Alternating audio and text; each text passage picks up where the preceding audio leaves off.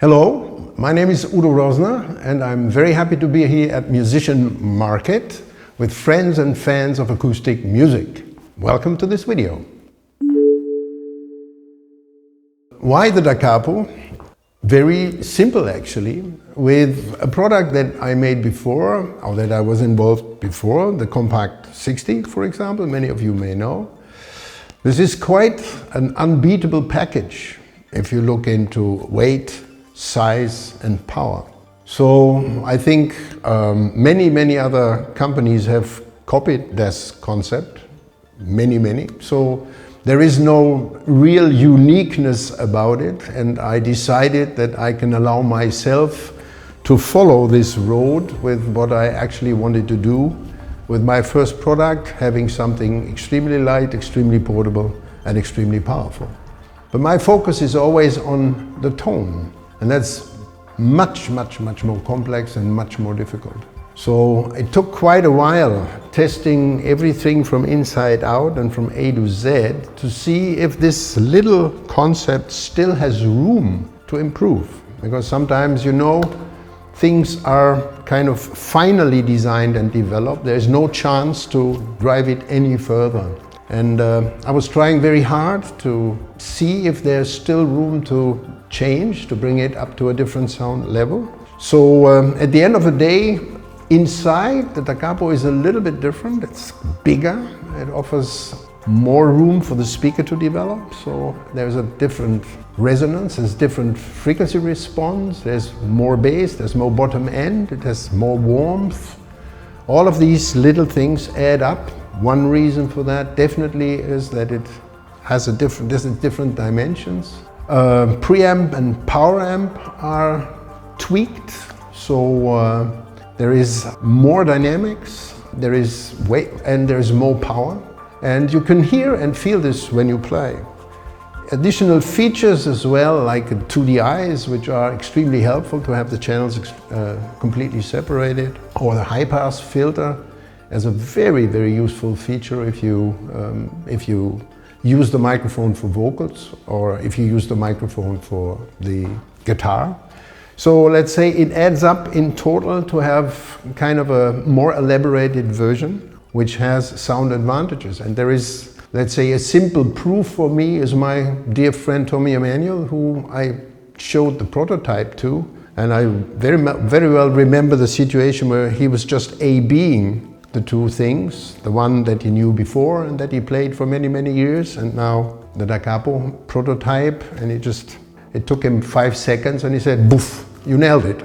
And since then he's, let's say, using the Da Capo wherever he plays, and he still plays many shows in a year, 200, 250, I don't know, which is the massive proof that a product is really working, safe and reliable. So I'm in a double sense extremely thankful to Tommy for proving to me and to everybody else what the Da Capo is able to deliver.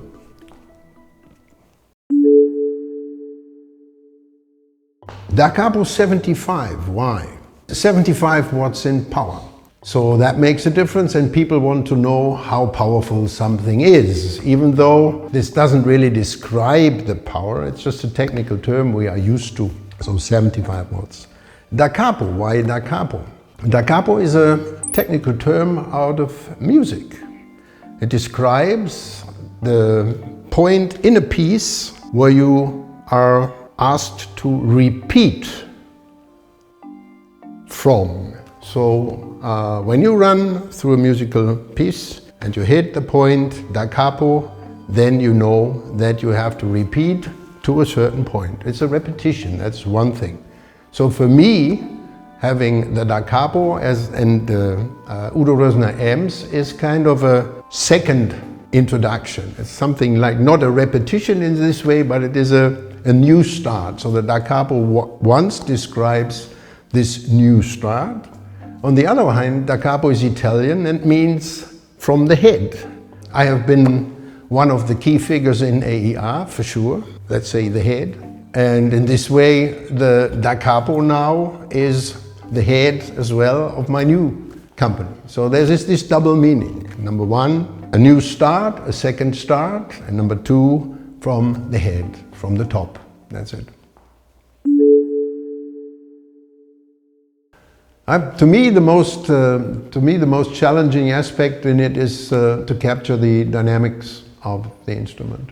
That's what is the key, because especially the guitar is not a very loud instrument. It's a very fragile instrument. It doesn't really have low registers. There's no bass with it, actually. When you consider a guitar, even though the E string is something around 80 hertz theoretically, if you hear it in a room, the octave above is what you really hear strong. So we're starting thinking about something around 160 hertz before it really, then it starts. And so let's say to be able to exploit the full dynamic range of the instrument, you have to be able to play very, very mild.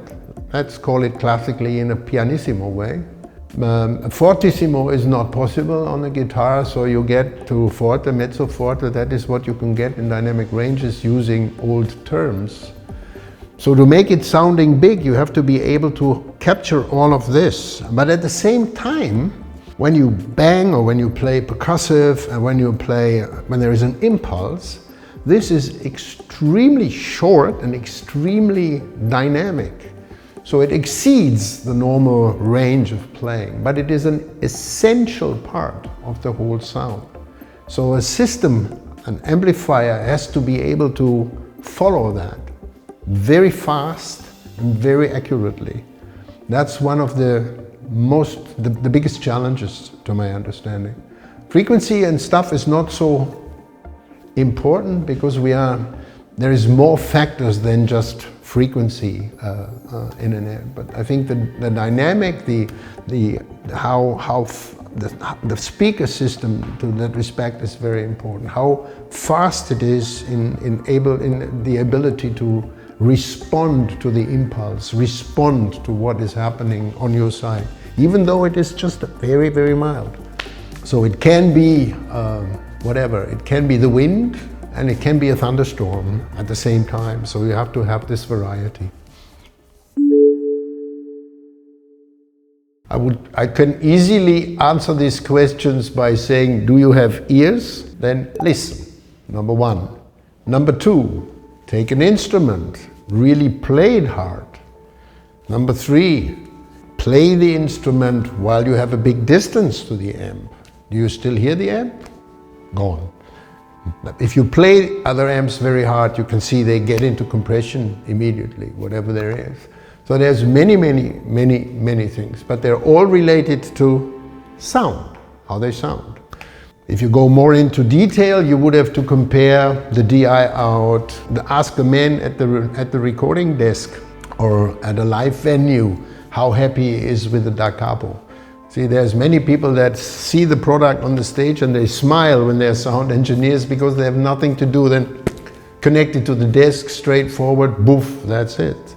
You could also say, ask the audience in a room. Many people come to stage and say, how wonderful did that sound, right? So there's a very big difference. The main thing is the Da Capo is designed for stage, which is the most tough application. You can definitely play it at home, no problem. You just don't need the volume then, that's all. And the sound is pleasing and warm, satisfying. But it's designed for stage. So it can handle stage necessity. Many users don't play at stage. So if they play at home and it's enough at home because what they get is satisfying for them, fine, we cannot argue. But you can't put this thing on a live stage and really run a show with it. It doesn't survive and it doesn't satisfy the audience because you don't hear properly. So there's a couple of differences that you have to bear in mind. Well, this is maybe a very modest vision. I just hope that I can help and inspire people to get back to their roots, human beings, to be more humane towards each other and to enjoy doing things together, which I miss these days because people are much more in a virtual world these days. And I think my penetrant insisting on analog and on live music experience will help to convince people to get a broader view on things. That's the vision. For sure, I have ideas and concepts for more advanced products sound-wise, because I still think I'm very sure I'm shortly ahead of having something which is even better sounding, a more high-end studio sound of thing that's coming. So there's a lot of product ideas still, but they are all in this range to convince people and get back to do something, mingle with each other directly and enjoy analog world. That's the vision that I still have. Well, thanks very much. There has been a lot of interesting questions. Some of them I hope you could follow are pretty complicated to answer. So I hope I could give you a little bit of inspiration and a little bit of motivation to maybe change the habits that you have so far or look at things from a different perspective. I think it's worthwhile. I'm still extremely fired up when I listen to good music, when I listen to open, free, embracing sound. So thanks very much for your attention. It has been a pleasure here, and hope to see you again soon in Korea. Take care. Bye-bye.